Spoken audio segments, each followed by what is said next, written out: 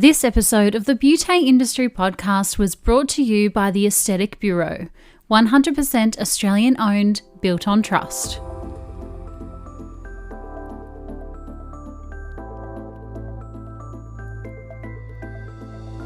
Hello and welcome to the Beauty Industry Podcast, your online support community for the professional beauty industry. I am your host, founding director of Beauty Industry, Tamara Reid. Here we are closing the competitive gap and speaking your language. This is a platform created and dedicated to the professional beauty industry, valuing community over competition. We serve to help connect you with inspiration from industry experts, expand your knowledge through educational pieces, and bring you the latest in product and technology innovation. This is Beauty Industry. Ashleigh Wood is a dermal and laser therapist with almost 15 years' experience in the industry in a diverse range of roles. Ashleigh is passionate about high-quality skincare and machinery and giving the best to both clients and aesthetic businesses. One of her favourite activities is tailoring unique regimes to suit the skin's needs, armed with a wealth of experience in dealing with the most troublesome of concerns and conditions. Ashleigh now works in a consulting and education capacity and is invested in making positive change for Australian aesthetic businesses, aiding them on their journey to become their best. Today, Ashleigh and I speak about everything from retail and sales to what successful businesses are doing out there in the industry, all the way through to skin consultations and training and education. Here's Ashleigh and I for Beauty Industry. Hey Ashleigh, good morning. Good morning, Tamara. How are you? I'm so good. Thank you so much for spending the morning with me. I'm so excited to have a chat with you this morning. Welcome. Oh, thank you. I've been very excited for all week to have a chat this morning. Likewise. Nothing better than a Monday morning chat between friends and industry friends. And the reason why I'm so excited to have a chat with you is because you're kind of like an all-rounder in the industry. You've done BDM, you've done education, you're doing consulting, you're a therapist at heart. I love these people because I just feel like you get it, right? And that's why I can't wait to have this chat. Well, that's exactly right. I find it's really hard to find someone who can relate to all different types of people in the industry. I feel like I'm a bit by myself sometimes. So when I do come across someone like me, it's always lots of fun to have a good conversation. Yeah, for sure. So in saying that, I want to go back to where you started. How did you actually get into the industry?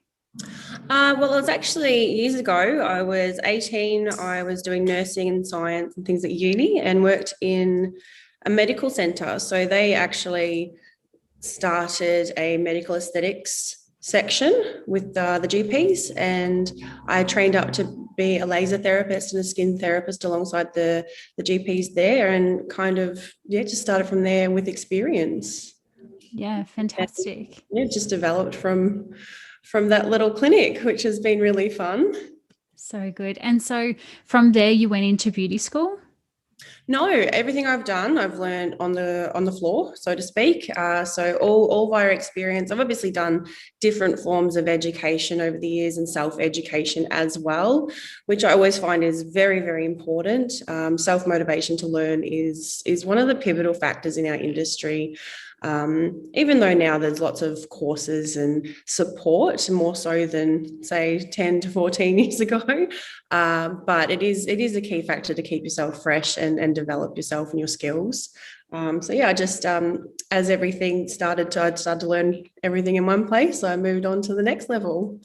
I love that so much. I think these days everyone's just kind of like, am I going to get paid for that? Is that in my time? And I kind of feel like how you felt like when we entered the beauty industry, I remember doing my Dermalogica from certified to specialist to expert, which is like 30 something classes, traveling through them on my days off unpaid because I just wanted to learn, and I feel like these days people are like, but am I going to get paid for this training? Or, what do I get from it? And I kind of feel exactly the key word you said there, self-motivated. Don't always do something for a tangible monetary outcome. Like you have to really personally develop yourself, right? Well, absolutely. Otherwise, I just find if you don't have that passion, maybe that's not the niche for you. Mm. So if you don't want to always know more or learn more or be really invested in what you're doing, then perhaps it's time to look at a different facet of where you are or how you're doing things, your environment, your teammates, all that sort of thing. Because I did find over the years as well, you work with a lot of different people. You can learn things from literally everybody. Mm. Everyone has a different skill set, a knowledge form, a way of looking at things. You can always learn from those around you. And then even in downtime, when you're really bored, I always tell the teams I educate, pick up a product, look at the back. If you don't know ingredient, just go and Google it. So believe it or not, that's a very large portion of how I learned a lot of my ingredient knowledge, which Mm. sounds so basic, but it's simple, but it works. Yeah, absolutely. And we've got the privilege of having so much online these days. I remember having to look at, and I sound so old here, but, literally going and sourcing textbooks and things like that from So true. people. Yes. Whereas these days, if you don't know an ingredient, you whip out your phone, which is in your apron, and you've got that information 2 seconds later on your phone. It's so easy to learn these days. Exactly, right at your fingertips and ready to download a PDF. It's just great. Exactly. So you chat with heaps and heaps of business owners and therapists out there in the land doing the do every single day, which, I really appreciate because sometimes and I say this like a head office level, companies kind of, create policies and procedures or, treatments or whatever. And then you get out into clinic, into the environment, and it actually doesn't work because there's such a disconnect. But what you're actually doing is you're out there every single day. So for you, you're creating things and programs and ebooks and bits and pieces that actually work because you really actually can relate to these people who are on the ground. Tell me kind of what you're seeing out there in the industry at the moment. I mean, we had 2020 pandemic last year, 2021, people are just busy bees. Their books are just chock-a-block, wait lists are happening. What's the vibe out there in the industry at the moment?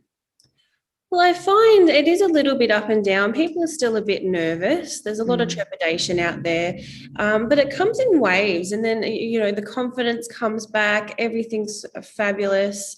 As you said, books are filled. And then I find that because there's that cycle happening, everyone rebooked straight away. People may not be coming back for 4 weeks. So you might have a week lull, or injectables, for example, everyone's coming back in 4 months. So you have one really busy month, 3 really quiet months, which has been really hard because I have found that new clients are hard to come by in some instances. And other places, depending on how fresh they are and their current client base, they do have walk-ins because people really want to treat themselves. It's very unpredictable at the moment. So that really makes you feel for the salon owners, the therapists and the clinicians in there as well. But it's all about confidence, and it always ties back to that old adage of better an oops than a what if. So you may as well ask the question, don't judge people's budgets, don't judge people's mind frames. Everyone needs a little bit of love, a little bit of self-care and TLC. We want to relate to people still, probably more so than ever, because we have had that lockdown last year. But otherwise, it's actually a really good opportunity for people to reinvent their businesses, which I've been seeing a lot of in the last few months. So people are looking at investing in new technologies. A lot of people are looking into their skin analysis devices to amplify their in-clinic experience. They're looking at new modalities that are low risk but really comforting, like your LEDs. Lots of technology based, because we do find that people are getting a lot of products online, especially after the online shopping wave in lockdown. I was there as well, don't worry. So yeah, I think it's more, how do we amplify the in-clinic experience to give people that a really special feeling when they leave, as opposed to let's look at our home cam kits or our at-home facials. People want that connection more than ever. Yes, I could not agree more. I think we spent so much time away and locked down and isolating in 2020 that people are actually just craving the connection, and that's why the books are so busy because, yes, you can always do an at home treatment. That's, you know, that is what it is. But that touch and that space and the dedicated time, I think when you go, okay, I'm consciously going to book a treatment for myself. I'm going to take time out of my calendar, time away from my friends and family, and invest in myself as a client. It's a completely different level of consciousness than doing a quick at home treatment, and exactly as you've said there, with the devices, I think people are so much more inclined today to have a medically led device driven treatment because they're not scared. We know about LED, we know about advanced skin analysis, goodness, skin analysis. We know about all of these treatments. They can provide us clinical results, but you still get that experiential element with it.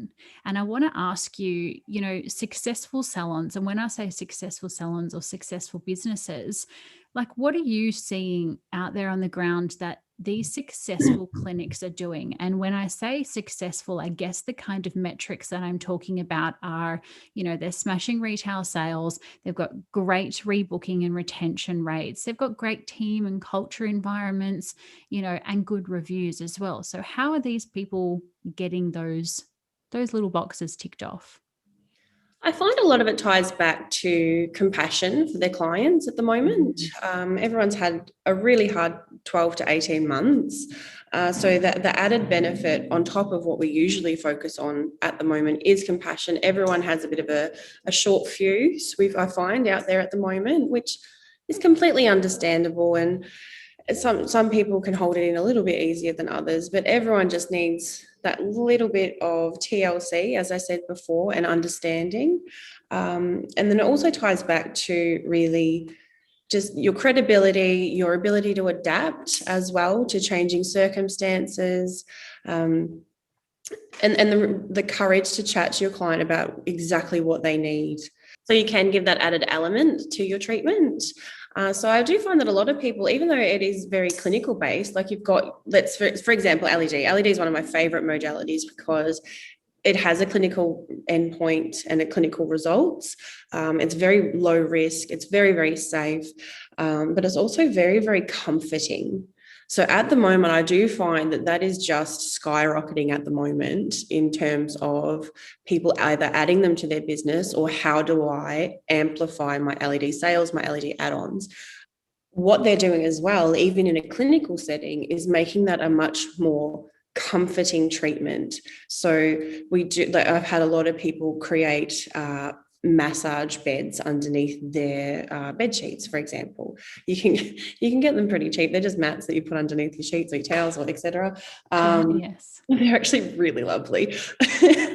And then, different types of music in their clinics or salons while you're doing treatment. Doesn't necessarily have to be that spa feel if that's not what you're going for, but it's a little bit softer because I find everything is just so full on at the moment. People, as you said, they're looking to take that time and refresh themselves and almost meditate really while they're in there and just have a little bit of a therapeutic experience more so than clinical. Oh, I've got to rush, got to go do this, that, and the other, have to leave by 3.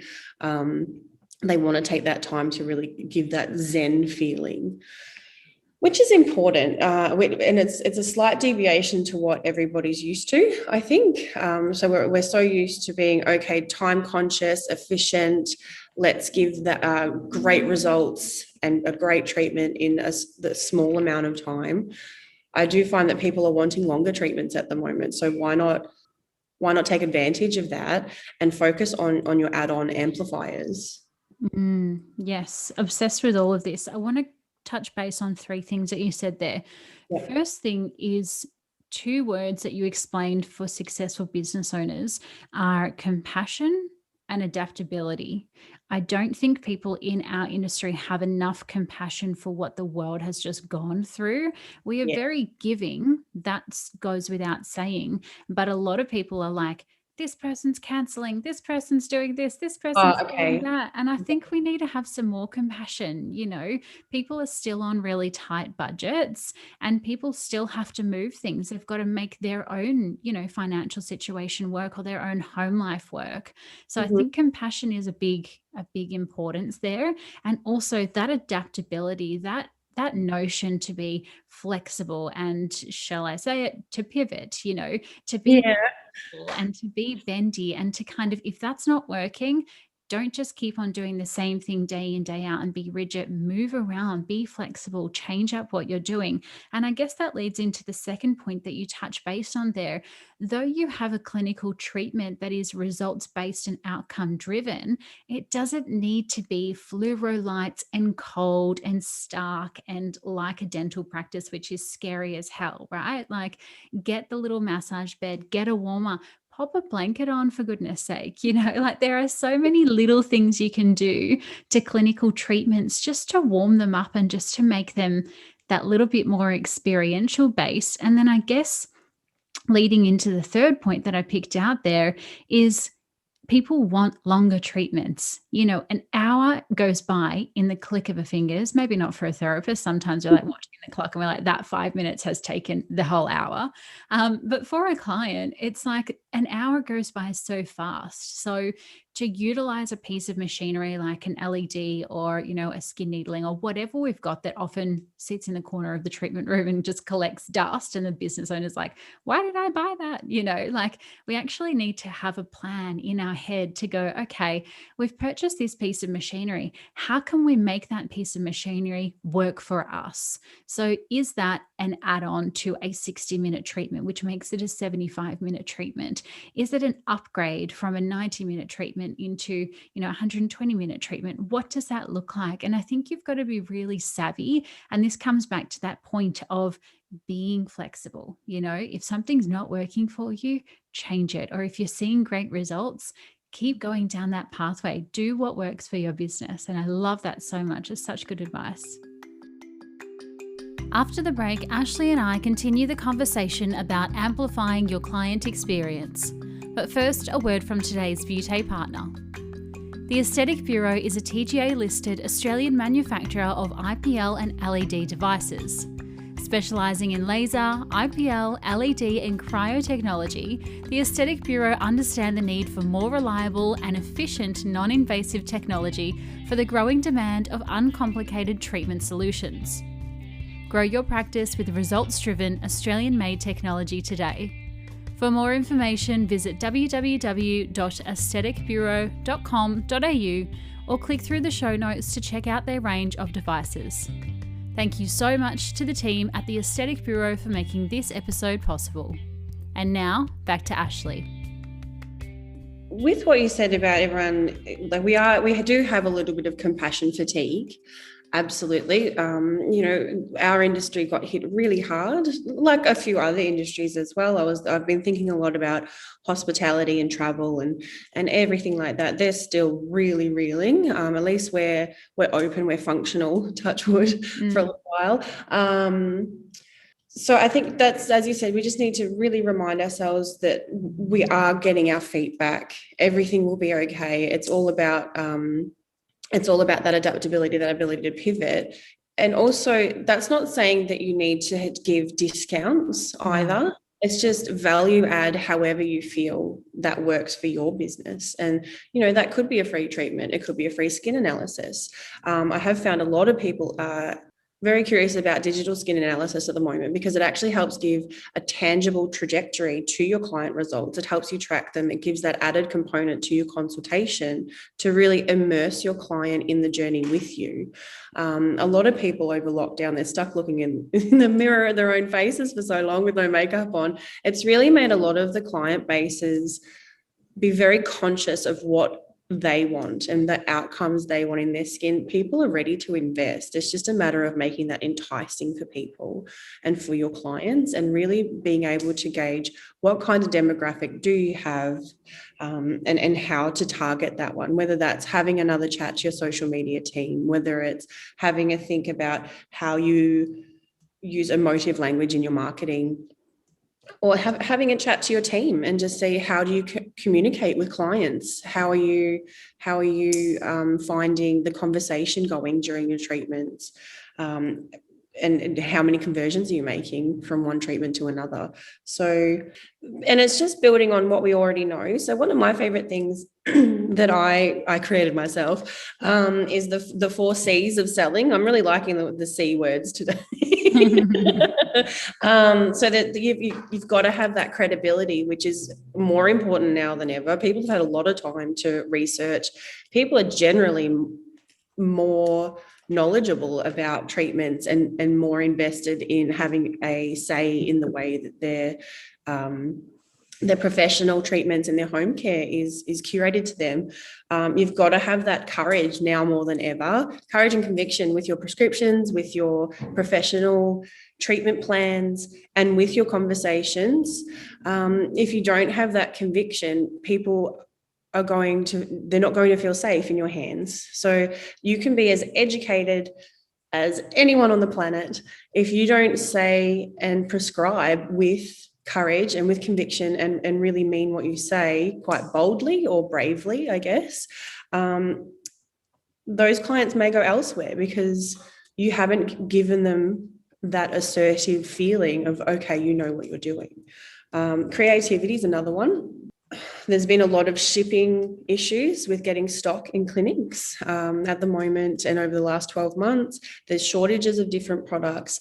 Your budget might be smaller, so you're not getting as big a range. So you do have to be a little bit creative with your prescriptions, with your treatment plans as well. So it may be a little less home care and a little bit more professional treatments, because that's the way it's going anyway. People want to come into clinic.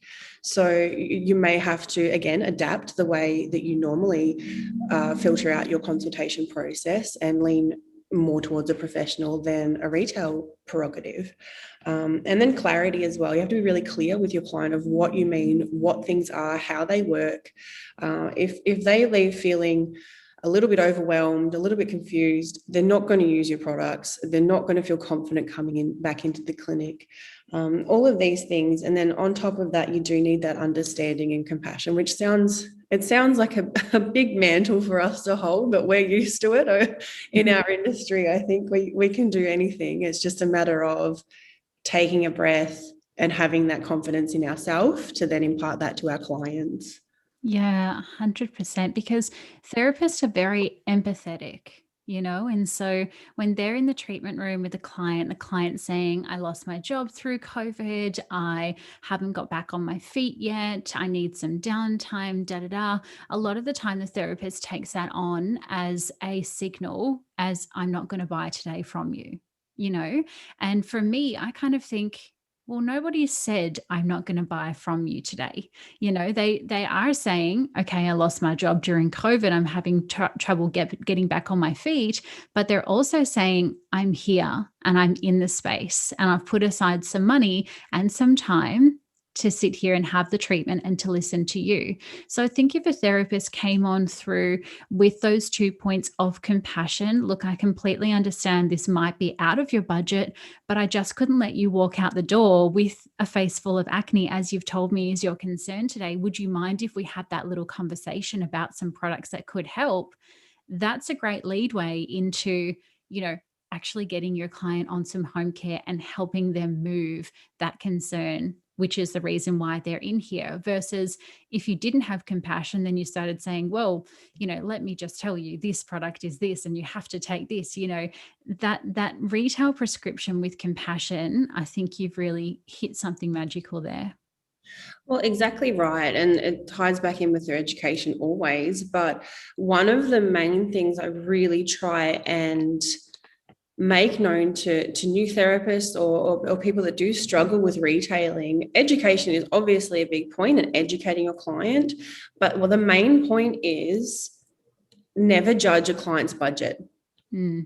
Or just because you think something's expensive, or that if you were in, X situation that you've just explained, I've lost my job, I'm struggling, that does not mean that they have the same mindset or the same opinion of like, oh, no, maybe not. And the thing is, everyone's an adult. You can give the option if they want to take that up. that's great. If they don't, that's fine. They know for next time. So there's no wrong way to prescribe. You are there to prescribe to them as a professional. When you go to the doctor, they don't ask you, oh, do you want to get antibiotics today?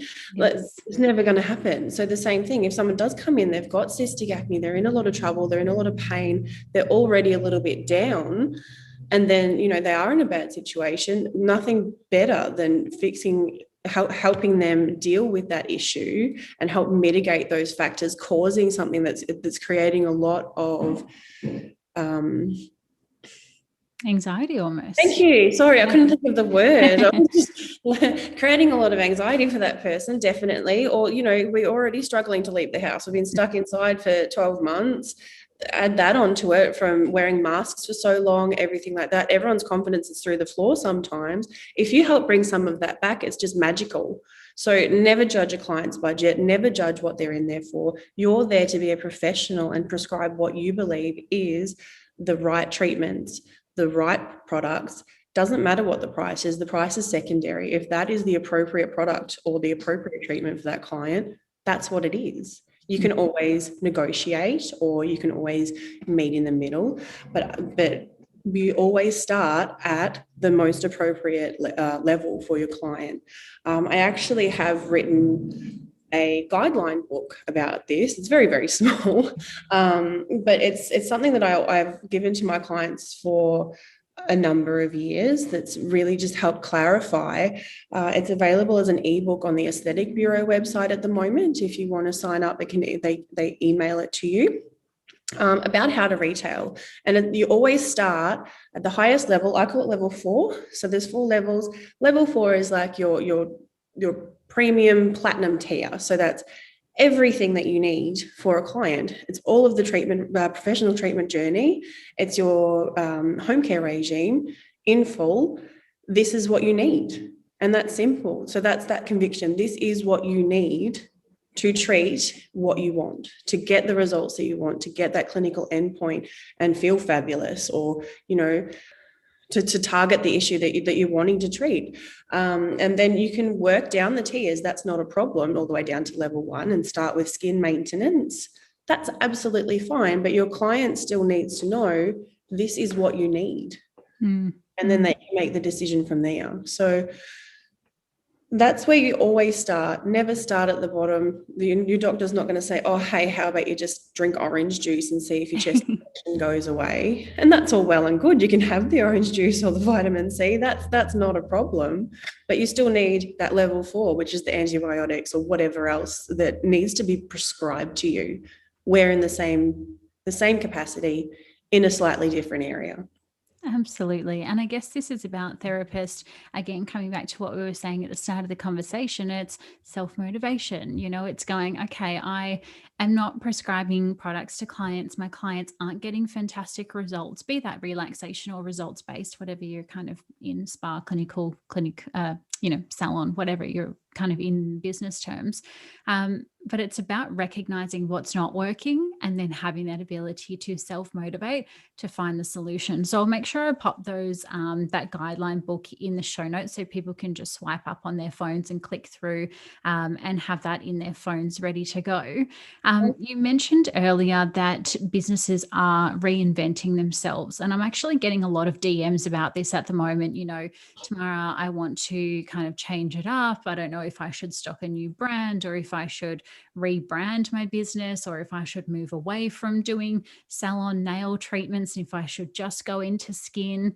What's kind of your top tip, I guess, or some advice that you would offer somebody who is just throwing that idea of reinventing the business around in their brain? I think the biggest thing is focus on what you're enthusiastic about. It doesn't matter what the treatment is, whether it's nails, which a lot of people discount, nails and tinting, etc., just because they do have a bigger time frame with a lower profit. But that's fine. If you love doing that, do that all day. If you don't, let's look at something else. There's no point doing a high price point clinical treatment. Let's throw needling out there. There's no point doing needling, or there's no point doing laser facials, going and buying a laser machine if you're not enthusiastic about it. Doesn't matter if it costs six times as much of an investment for your client, you're not going to want to do it. So the reinventing is all about, how do I adapt my business for me to want to be in here and for me to really love being here and love investing my time in my clients and my treatments. Because I don't want to focus my energy on something that I'm not invested in, because we don't have a lot of that energy to throw away at the moment. So it's mostly, let's refine my menu, let's make it more clear and potentially a higher profit margin. Most people haven't updated their menus for a number of years. And then last year, it's given a lot of time to think of, like, hang on a moment, my return on investment for XYZ treatment isn't actually that much. I want to do more of those treatments. Let's get rid of a fledgling treatment that not many people invest in and focus and really refine this one, whether it's adding a modality on, like an LED, which is, low consumable costs, but a beautiful amplifier treatment and an amazing treatment on its own as well. Let's not discount that one. But again, higher return on investment, no consumables. It's just a little bit of added extra time, which your client wants anyway. So it's more so about that. It's not, let's go invest in a whole new brand for X thousands of dollars, and then have to put a lot of energy into learning that brand, putting the time into having the representatives and the business development managers come out, putting time into going to a new education forum. That's not necessarily what you need, but it does. Like, if you're not feeling your current brand, if you've been having doubts about it for a little while, go for it. If that's going to motivate you, go and do it. If that's not where the problem lies and it's just a Band-Aid solution, maybe think about something else.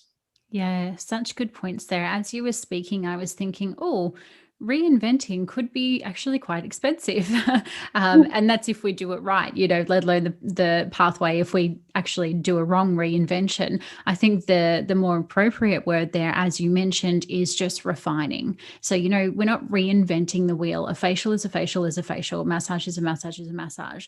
But how can you refine that? So instead of having a 30-minute facial, a 45-minute facial, a 60-minute facial, a 75-minute facial, a 90-minute facial on your menu, taking up so much space, let's just do a 60-minute and a 90-minute, because that 30-minute is rarely even used. Or have the 30-minute just in your point of sale in your computer, but not actually on your menu, just as an add-on. So I think that word refine is perfectly said. Tweak your branding slightly so that it is more refined and speaking better to your clients, or, tweak your menu slightly so that you're making more of a profit rather than reinventing, chucking out everything that's on your shelf and everything that's in the treatment room. It's just that what's practically working, do more of. Exactly. And I just find there's so many brands out there. A lot of them are and I say this, I love products. I love products. I love all different brands. I research all of them all the time, different machinery. Sometimes the issue isn't getting a new brand. You're very familiar with one you've got. Sometimes, like, let's refine our consultation process. Do you have a skin analysis machine? Do you have a Woods lamp in your treatment room to support what you're saying to your clients? Do you have the appropriate professional treatments, or even just like a really beautiful follow-up to your consultations, a great looking prescription pad? All these little tiny things make a world of difference. So it's not about let's throw everything out and get everything new, or let's, put all of this investment into creating a whole new logo. Not necessarily. People recognize your logo. People will come back to you. People will refer. Word of mouth referrals are amazing. So if you do something slightly more refined, as I said, or you just amplify what you're already doing, it makes a world of difference. Yeah, for sure. Now, I love chatting to consultants and coaches and the like, because as I said earlier in the conversation, you guys are out there doing the do, very practically understanding the industry and the industry landscape, chatting to lots of business owners and therapists and teams. What are you looking most forward to in 2021? I feel like when I chat to consultants and coaches, they always have this little magic, just something that I'm like, oh my gosh, I never even thought of that, and it doesn't even have to be mind-blowing. But what excites you about this year, particularly in our industry? This year, I'm really looking forward to seeing people's confidence is coming back, and people are having amazing ideas, like just amazing ideas that they're throwing out there that they never would have done before. But they have that, like they've had that time to really think and percolate on what they want to do, and extravagant things for them that they would never have even pondered before about their businesses, about the direction they want their business to go, about how they want to motivate their clients and their teams. So I'm actually really excited to see how our industry develops. I feel like there's going to be a whole lot of wacky things happening over the next 6 to 12 months, outside the box ideas, which is just fabulous. And also, I'm finding people are more curious about machines at the moment, because I'm always been a product lover. I've worked with lasers for a long, long time, and I have a lot of respect and also a healthy fear for lasers, which I think we should always have. But people are really looking more and more into machinery and learning a lot more about it at the moment, which I find really fascinating. People are getting more confident. As I said, they've had these ideas that they never would have thought of themselves before, of how they want to take their business, which is, as you said, a step away from our generic beauty backgrounds and into clinical, which I love, because it means people have done their research and they have that confidence in themselves to take such a huge step that they never would have thought of before. Yeah, absolutely. I feel like the creativity is flowing, though we were so stopped and kind of hidden away in 2020. I feel like everyone's just got, as you said, these wild ideas. And I love it, because not much has changed in our industry. Realistically, when you look over the past kind of, 3, 4, 5 decades, not too much has changed. We're kind of just bringing back out, all of the old machinery, and we're looking into niching a bit more. But I feel like the creativity is really unleashed at the moment, and that really excites me too. So I'm glad we're on that same wavelength there. Yeah, because I think people were missing the outlet. Like, as you said, we're very nurturing people. We're very invested in our clients. We are creative people at heart as well, most of the time. Like, there's always, logical people, which I struggle with logic every now and again myself. But we didn't have that outlet. Like, we didn't have our client base. We didn't have our creative treatments for so long that creativity has got to go somewhere, and it's gone into these amazing ideas, which I don't want to give any away, because there'd be a few people very upset with me if I let out too early. But yeah, it's very exciting. Excellent. Well, we shall watch this space to see all of those ideas unfold. Ash, thank you so much for spending some time with me this morning. Brilliant chat. There's so many little takeaways that I'm sure our audience is going to just devour up and make some magic and creativity of their own. Thanks so much for spending the morning with me. Thank you so much for having me. It's been wonderful. It's not often one person can speak about everything from consults to skin conditions, all the way through to business development and the financial machinery metrics. But there you go, Ashleigh has just done it. I love the 4 C's that Ashleigh mentioned today in conviction, conversations, courage, and creativity, all of which encompass traits of a successful therapist in my eyes. Plenty more episodes like this to come over the coming weeks, so make sure you're subscribed if you're on Apple Podcast, or followed over on Spotify to get notified when they drop. Until next time, stay connected.